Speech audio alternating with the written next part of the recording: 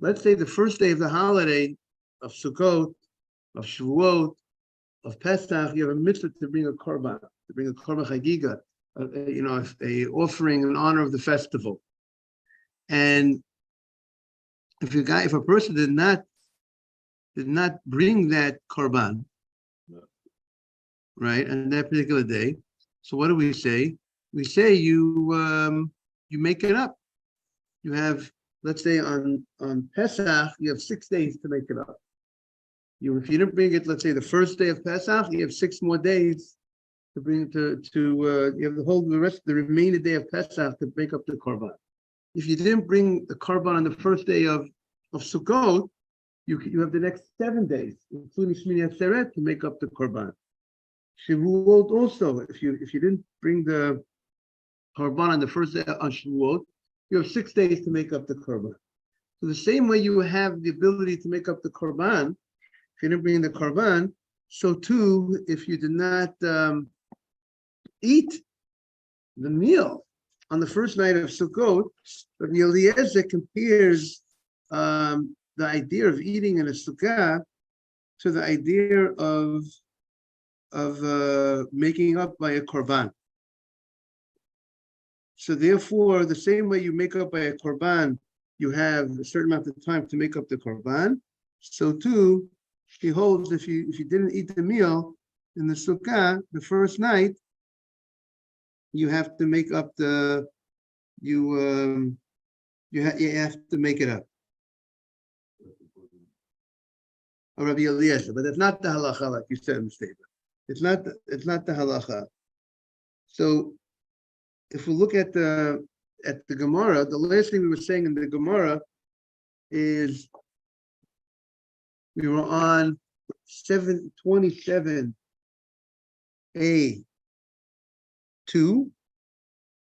The last thing we said in the Gemara is the following.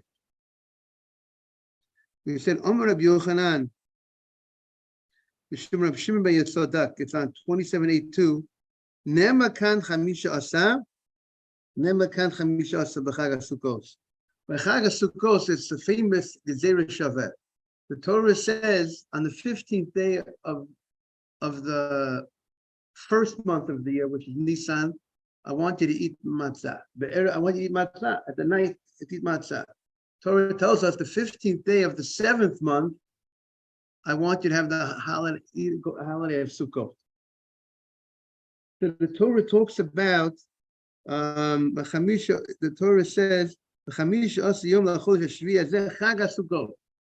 Torah mentions the word 15 both by Sukkot, the 15th day of the month by Sukkot, both the 15th day of the month by Pesach, and we have a tradition that 15th by Pesach and 15th by Sukkot, 15th by Tishrei, 15th by Nisan, and that's the Gezerah Shaveh. The same word, 15, is used both by Sukkot and both by Pesach, and the Torah and the use of the same word in both places is there. It's not coincidental. It's also coming to teach us certain laws, that a certain law that applies by this will apply by the other one. And what is that law? The Gemara says the same way there's a mandatory obligation to go ahead and eat matzah the first night of Pesach, so too that the mandatory obligation the first night of Sukkot to eat in a sukkah. You have to find yourself in a sukkah the first night of Sukkot. Technically, the rest of the holiday of Sukkot, you do not have to, as long as you eat less than the size of an egg or less, you don't need to be in the sukkah. If you don't have a real meal, that of kviyut, a set meal, you don't have to find yourself in a sukkah the rest of Sukkot. Technically, regarding eating, I mean, there is a mitzvah supposed to go ahead and you can't sleep outside the sukkah, but when it comes to eating, as long as if you decide to be on a real diet throughout the holiday of Sukkot and you don't plan on eating bread more than the size of an egg, you will not be mandated to go to the sukkah. But when are you mandated? Good morning, Shishayim, welcome back. When are you mandated? When are you mandated to eat in the sukkah? The first night of Sukkah. And that's why you see there's a big deal going on the first night of Sukkah, right? How people wait if there's rain, and if it rains, some communities, if it rains, they'll say they'll have a kazayit they'll have the kazayit in the sukkah, they'll have kiddush and a kazayit. They're going to make sure they go to the sukkah that night. We'll talk about that in a moment. But if it stopped raining, and you had in the house and you stopped raining, the first night of Sukkot, you're going to go back to the sukkah. You're going to make sure you eat in the sukkah the first night of Sukkot. Now, so the Gemara wanted to know what is the reason why the Chachamim differentiate and distinguish the first night different than any other night, because of this Gzeira Shavah, because the Torah connects it, compares it through this Gzeira Shavah to the mitzvah of Pesach. You have to do it. The same way you have to go ahead and eat matzah the first night of Pesach, so too you have to go ahead and be in the sukkah. That's what the Gemara says. Nema chamisha asa. Good morning, Mr. Fish. Morning, Ralph. It says chamisha asa b'chag. Matzah halan la'levi shel chova. Just like the first night of Pesach, you have to eat matzah. It's an obligation. If let's say you decide you don't want to have matzah, let's say you plan on eating, the Sfardim eat egg matzah, correct? On the holiday, the Sfardim eat egg matzah during the holiday of Pesach. Do you eat egg matzah on the holiday of Pesach? No, you don't? You never. Okay, maybe that's a chalamoid, not the night of Pesach. Night of Pesach, you have to have real matzah. What about chalamoid? Do you have egg matzah? You would have people, the Chasfarim have egg matzah, I think. I don't know what your custom is. But not the night of the Seder. Or what? Right. So whatever it is, but you don't need to eat matzah the third, fourth day, fifth day. If you don't want to have matzah, you don't have to have matzah. You can't eat chametz. You don't want to. You don't have to have matzah. The third day, fourth day, you have to have matzah. You're not obligated. No. So too, but when you the first night of Pesach, you have to have matzah. What? Right. But if you decide not to have any matzah, you don't have to. But the first night of Pesach, you have to eat matzah, right, Ralph? You're obligated. So too, the first night of Sukkot, so the first and the second night also, because we're outside the land of Israel. So too, when it comes to Sukkah, you have to find yourself in a Sukkah the first night of Sukkot. Now, and so the Gemara says, "V'hatem minalan amakra be'erev tochel matzah shakosov tkol chova." Torah says it's an obligation. You have to eat the matzah the first night of Pesach. Now that we have this Gzeira Shaveh, first night, right? So this is the source that you must be in the sukkah the first night. The third night of the 15th, the Gzeira Shaveh 15th to 15th. But now that we have this Gzeira Shaveh, then we have the question: what happens if the first night of Sukkot is raining? Do I have to go ahead and go and it's raining the whole night? Do I have to go to the Sukkah the first night if it's raining? What? Okay, but and the rain is right, and the rain is coming through. It's a heavy rain. So there are those that say you don't have to go to the Sukkah. Why? Because we know there's a halacha there's a halacha by Sukkah that if you're distressed, if the rain is ruining your food, you don't have to go to the Sukkah. So even though I needed to go to the Sukkah tonight, I was planning on going to the Sukkah. It's the first night of Sukkot. I put it on my agenda, but now something came up that exempts me from going to the Sukkah. I had an obligation, but now I don't have the obligation anymore because the rain, I was rained out. That is one approach. The other approach is that since we have this Gzeira Shaveh, 15 to 15, what happens on Pesach if you feel uncomfortable eating the matzah. It's uncomfortable for me to eat the matzah. I'm still obligated to eat the matzah. Even if I feel uncomfortable, it's very tough for me to eat matzah. That doesn't exempt me from eating matzah. If a person can't eat matzah for whatever reason, it's impossible to eat the matzah. You can't eat. But if you can eat it, even if it's difficult for you to eat the matzah, you still have to go ahead and what? Eat the matzah.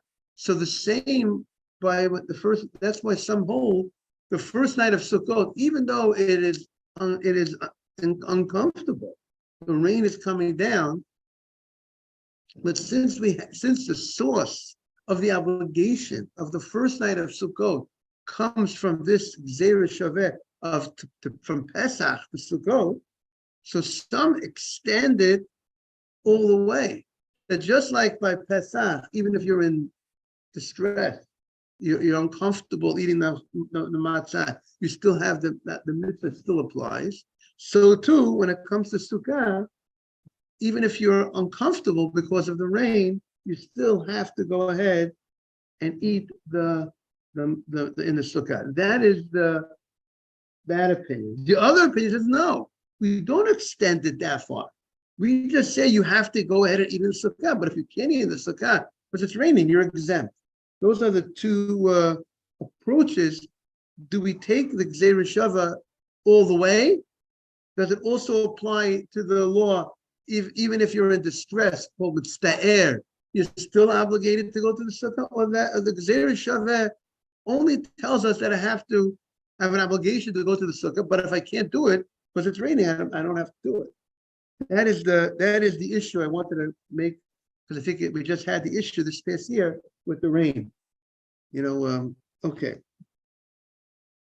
Now we're on the art scroll. We are on the 2782 on the right side. Rabbi Eliezer said another point.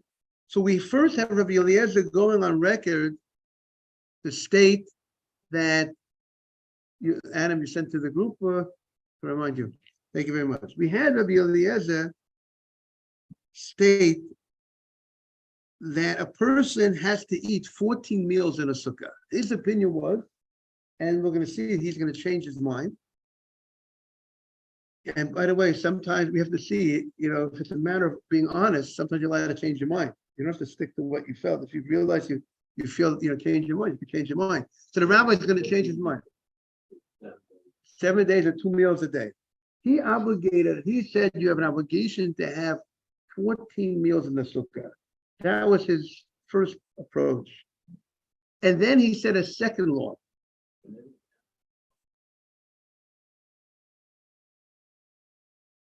Right. So for now, the definition of a meal would be bread. That's how we will define, because usually when you say Sudah generally means bread. Now, unless the Gemara is going to tell us otherwise. So now the Gemara says, ask the following question. The second statement, Rabbi Eliezer, was, if you did not have your Sudah the first night of Sukkot, you can make it up. You need to make it up, and you can make it up even on the 8th day, on Shmini Atzeret. Now, in Israel, the Mishnah, in Israel, we know they do not sit in the Sukkah on Shmini Atzeret. And not only do they not, they're not allowed to sit in the Sukkah on Shmini Atzeret. And if they would sit in the Sukkah on Shmini Atzeret, they might be a violation of adding to a mitzvah. For instance, the Kohen gives 3 brachot upstairs. Yivarech Hashem v'yishmerecha, Hashem panav elecha v'chonecha, Yisra Hashem panav elecha v'yasem v'shalom. That is the Torah's text. That's how you should bless the Jewish people. If the Kohen is going to add another blessing to that menu, he's added to the mitzvah. The Torah says this is how you give the blessing, and if they add to it, you're in violation. Well, the Torah says, I want you to take, on Sukkot, take 4 minim. Lulav, etrog, das v'ravot. Let's say I want to take a 5th one together. I want to take an apple together. In addition to the etrog. most probably that would be in violation of adding to the mitzvah. But the Torah says this is the mitzvah. Well, let's say, I think a classic case is your tefillin. Your tefillin has contained inside your tefillin, there are 4 sections of the Torah that are contained inside your tefillin. If you open up your tefillin, you will find sections written on parchment from the Torah in your tefillin. You have the Shema Yisrael Hashem Elokeinu Hashem Echad, Ve'ahavta es Hashem Elokecha Tov Yisharecha is one section. You have V'hoyim Shemoah Tishmu, good morning, Aaron. That's another section. And then you have the, how they start the minyan here. Kaddish li kol b'chor. And V'hoyik V'yacha, it's other 2 sections. It's a total of 4 sections, 4 parshiot that are contained in your tefillin. Right? That's what Aaron has in his tefillin. That's what we all have. Everybody has the same 4 sections from the Torah that are in your tefillin. What happens if you say, you know what, I want to put another section. I want to write my bar mitzvah parsha. I want to put my bar mitzvah parsha in my tefillin. No good. You're adding to the mitzvah. The Torah says this is the mitzvah, and you can't go ahead and add to it. Also, the Torah says don't add to the mitzvah and don't diminish from the mitzvah. You can't say do only 3 out of the 4. You have to do all 4. Well, the Kohen can't just give two brachot instead of the 3 brachot that are contained. So the Gemara's first question is, how could you sit in the sukkah on the 8th day to make up for the first day if you didn't eat in the sukkah the first night? Aren't you in violation of extending the holiday of Sukkot? Torah says the holiday is 7 days, and you're going into the sukkah on an 8th day. You're adding to the to the mitzvah, which, by the way, outside of Israel, we sit in a sukkah on the 8th day.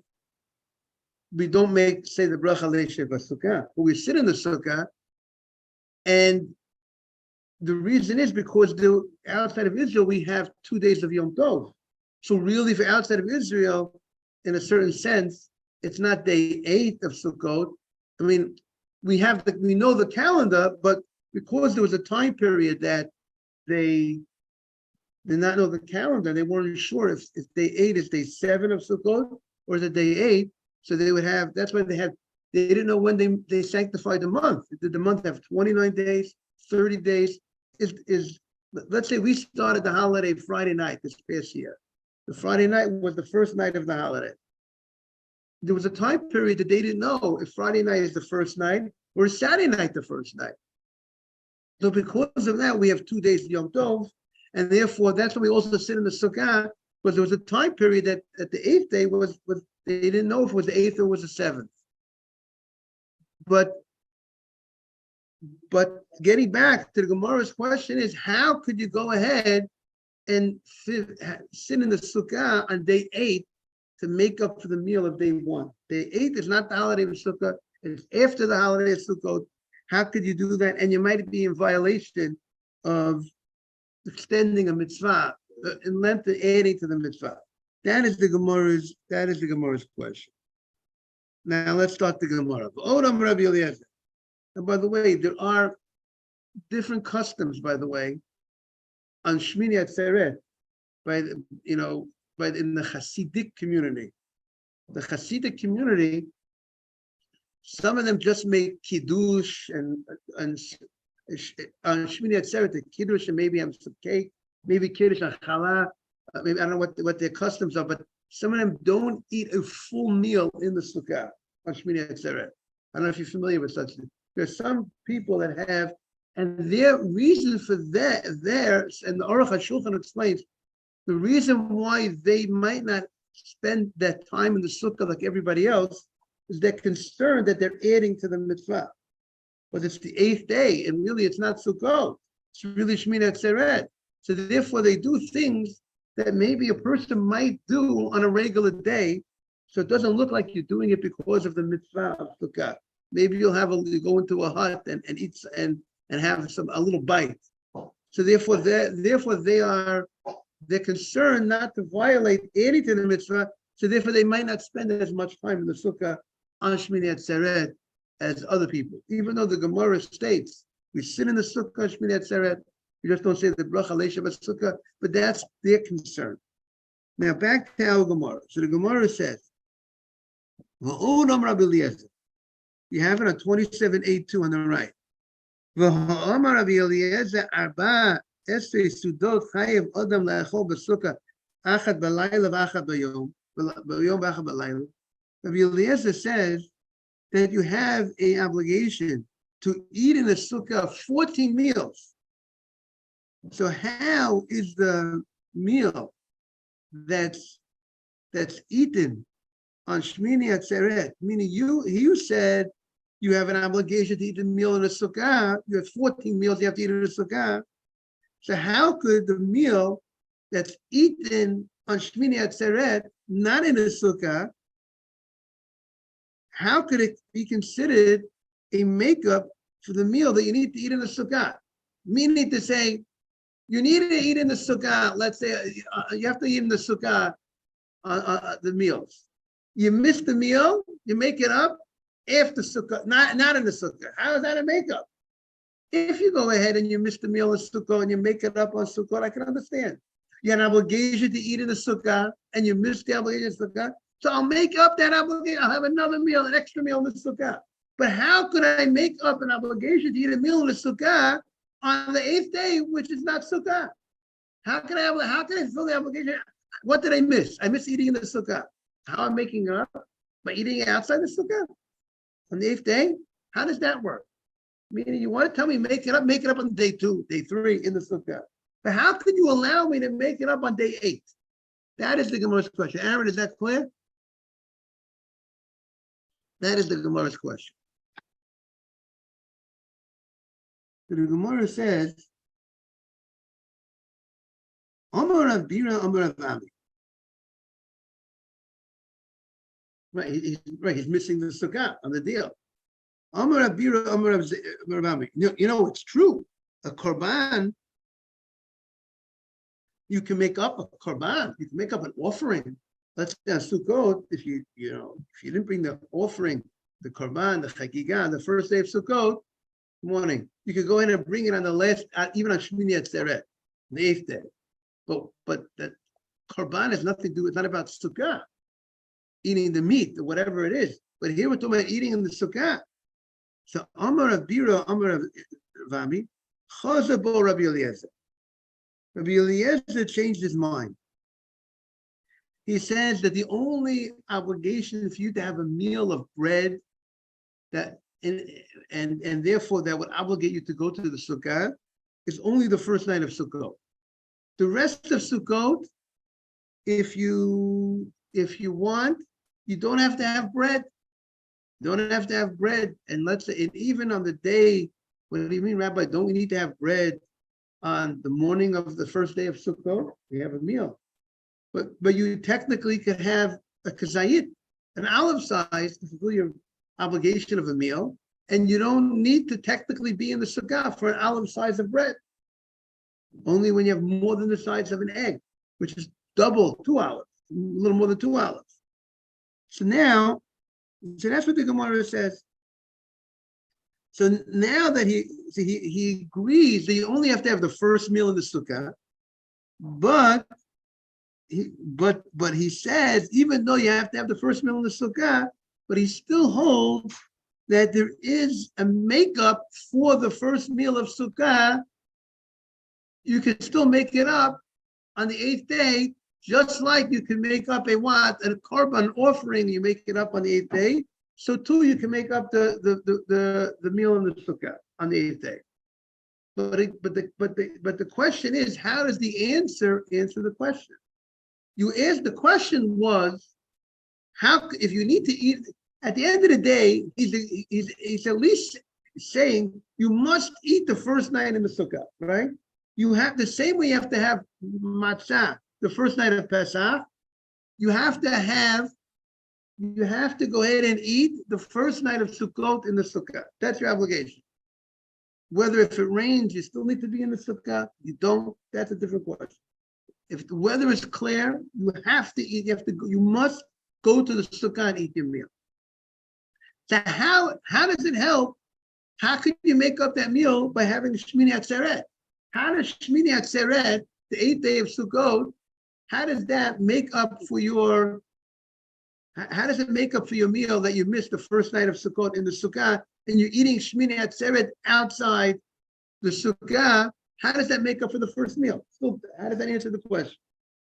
So one of the Achronim, the Marshal, says the following. In the beginning,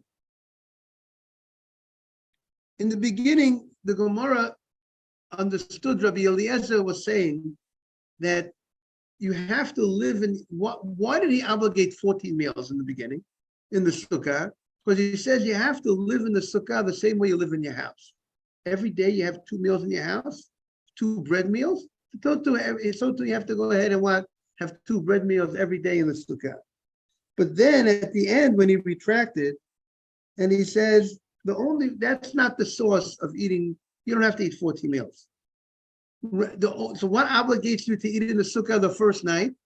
What's obligating you to eat in the sukkah the first night is not the idea that I am living in the sukkah the way I live at my house. What's obligating me is the 15-15, the Gzeira Shaveh. What's the Gzeira Shaveh? The Gzeira Shaveh says on Pesach, you eat matzah, the first night of Pesach. So on Sukkot, the first night of Sukkot, you have to go in and also have the same way you have to have a meal on Pesach, so too you have to have a meal on what? On Sukkot. So the obligation, 15-15, is about having a meal. 15th of Pesach, you have to have a meal. The 15th of Sukkot, you have to have a meal. It happens to be that when you have a meal, the law is when you have a meal on Sukkot, where do you have that meal? In the Sukkah, right? If any time on Sukkot, you plan on having a meal. On the 3rd day of Sukkot, 4th day of Sukkot, Chalamoy, you want to have a bread meal. Where do you have to have the bread meal? In the Sukkah. But the obligation, there's 2 steps here. The obligation to have this meal to begin with was not because the mitzvah of Sukkah obligated me to have the meal? Was it the commandment of Sukkah obligated me to have the meal? So then if that would be the case, then I would not be able, good morning, I would not be able to have the meal outside of Sukkah on the 8th day. But if the obligation here is not, the obligation is to have a meal on the night of the 15th. On the first night of Sukkot, the obligation is to have a meal. The second step is, once you have an obligation to have the meal, it has to be in a Sukkah. But since the obligation is to have a meal, so that type of obligation I could make up after the holiday of Sukkot. Because the obligation wasn't go to the Sukkah. The obligation was you have to have a meal. Okay, of course, when you're having a meal, where do you have the meal? You have it in the Sukkah. But being that's the case, he holds that I could go ahead. Good morning, everybody. Therefore, he holds I could go ahead and have that meal. Technically, I can make up that meal on Shmini Atzeret outside the Sukkah. Because my obligation was to have a meal, and I'm eating the meal. I'm making up that meal. Okay. So the Gemara continues. Mashlim b'may. This touches on Mr. Haber's question. Before we said Rabbi Eliezer originally had 14 meals in a sukkah, right? So people will really get their bread in during the holiday of Sukkot. So you have to save your diet. What's your diet before Sukkot? According to Rabbi Eliezer's first opinion, first thought. So now the Gemara says, when you missed a meal, Rabbi Eliezer's opinion, we welcome everybody who's joined. Every minute counts, by the way. The Vilna Gaon says, it says, Talmud Torah keneged kulam. The study of Torah is equal to all the mitzvot. She says, why is it? What's so unique course, Torah is special. Torah is the Akashin of the Jew. But what's so unique that the study of Torah should equal all the mitzvot? So he says, most of the time when you do a mitzvah, you go ahead, let's say you visit a sick person. You did a big mitzvah. You prayed. Let's say this morning you prayed. To pray, it takes a certain amount of time. So what do you get credit? You did one mitzvah. What was the mitzvah you did? You prayed. But there's different types of prayer. There's prayer with intent, non-intent, proper, better prayer, worse prayer. You like you're in the game. You both played ball today. One guy hit it down, hit a grand slam, a home run, or every time he was at bat, he was 4 for 4. He went for something like 1 for 4, 2 for 4. So but you're in the game. You all played one game. But when it comes to the mitzvah of learning Torah, every word is a separate mitzvah. Like you played many games, every word is a separate mitzvah. It's not one mitzvah. You visited someone, you got one mitzvah. And of course, the amount of time you put into a mitzvah is all, it's judged how much effort you put into a mitzvah. When you have a prayer that's a half-hour prayer, and one guy prayed 35 minutes, 35-minute prayer is better. You put in more time. More time is better than less time. But you got one mitzvah praying. But by study of Torah, every word is another mitzvah. So I think they clocked John F. Kennedy at 200 words a minute. I think that's what someone wrote. He spoke a little fast. So 200 words a minute, in 10 minutes, you got 2,000 mitzvot, if my math is correct, right? So you can see that's why Talmud Torah Keneged Kulam. So getting back to the Gemara. So the Gemara said, according to, there was a Rabbi Eliezer who was of the opinion, it's not the halacha, that if a guy missed the first night of Sukkot, he did not go to the Sukkah the first night of Sukkot, he needs to make it up. He needs to make up that meal. Got to make it up. You missed out, you got to make it up. So what do you make it up with? What kind of food do you make it up? Do you make it up with another bread meal? Are you required to have another bread meal? What are you required to do to be counted as a proper makeup for the first meal? If you say that you have bread, you're going to make it up. Well, let's say today's the first night of Sukkot. The guy missed the first night of Sukkot, and then he says on Shemitah, you can even make it up on the 8th day of Sukkot. And he says you make it up on the night. You can make it up even on the night of Shmini Atzeret. The night of Shmini Atzeret. Now, what do you do the night of Shmini Atzeret? You have a bread meal. It's Yom Tov, Shmini Atzeret Yom Tov. So how am I making it up if I'm already having bread anyway? So what am I doing in this meal? If I'm having bread, but that suited the Yom Ka'achar. I'm eating. That's not a makeup for the first night that I missed. That's the meal of the night. The meal of Shmini Atzeret is having bread. It's Yom Tov. So I have bread anyways that night. So how is that a makeup for the night of for the first night? It's not a makeup. I'm having a Yom Tov meal. I have a mitzvah to have a Yom Tov meal. Ella my yashlim b'mini targima. I don't need to have a special meal.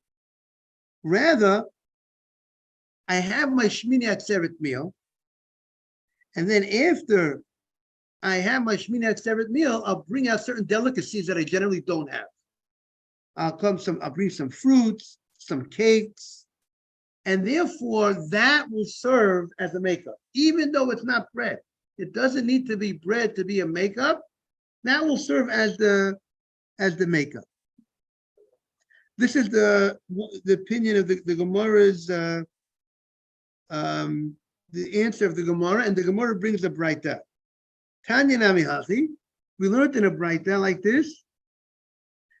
Im hishlim b'mini targima, if you made up the meal with these fruit, with these delicacies, with these cakes, that will serve as a proper makeup, and you have fulfilled you made up your meal that you missed out. If you look at the Tosfot, Tosfot says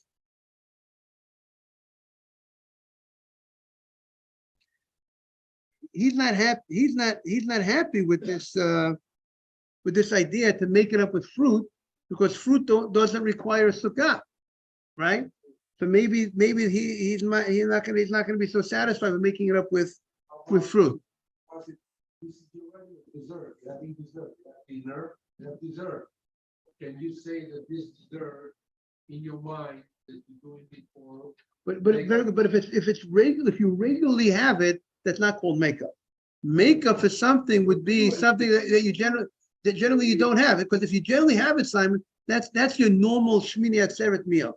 If your normal Shmini Atzeret meal is you have dessert, you have nice fruits for dessert, nice cakes for dessert. So that's not called, you didn't make up for the first thing. You have some sweet. Right. So very good. So that's not going to be a makeup. If you need to make up for something that you missed, you have to do something more. Rabbi Feinstein, which that's called a makeup. Rabbi Feinstein says, sometimes you want to do something for Rabbi David Feinstein.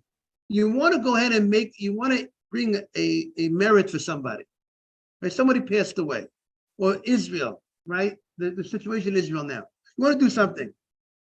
Doing the same thing that you always do is you're not really doing extra.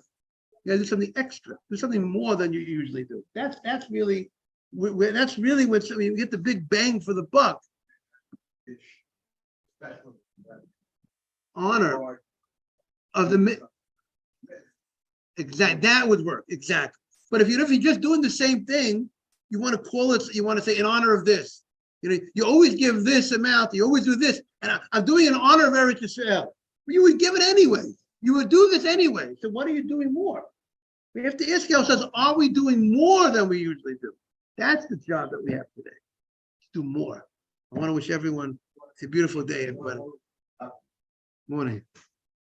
Morning, Steve. Morning. Okay, too.